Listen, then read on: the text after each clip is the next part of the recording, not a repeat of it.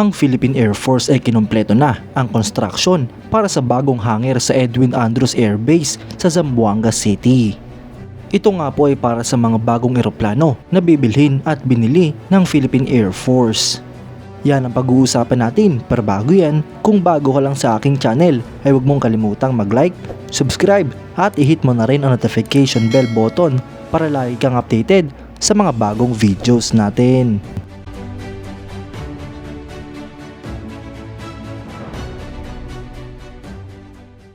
Ang bagong gawang hangar nga pong ito ay parte ng Long Range Patrol Aircraft Basing Support System Lot 3 na under ng Horizon 1 phase ng Revised Armed Forces of the Philippines Modernization Program.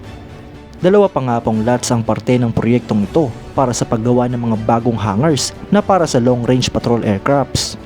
Isa nga po ay sa Fernando Air Base sa Batangas at isa naman sa Antonio Bautista Air Base sa Palawan. Ngunit ang kulang nga po dito mga idol ay ang mismong long range patrol aircraft dahil hanggang ngayon ang Philippine Air Force ay hindi pa nakakapag-acquire ng at least isang eroplano.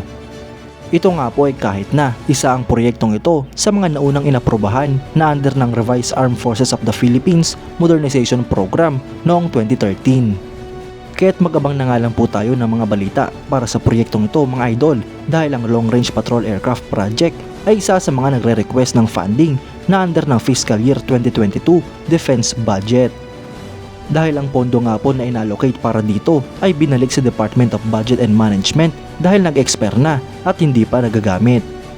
Kayo mga idol, anong masasabi nyo? Comment down below for your thoughts and opinions.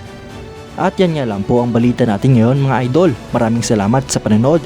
Huwag nyo rin kalimutang mag-like at subscribe bilang suporta sa ating channel. Mabuhay kayo mga idol!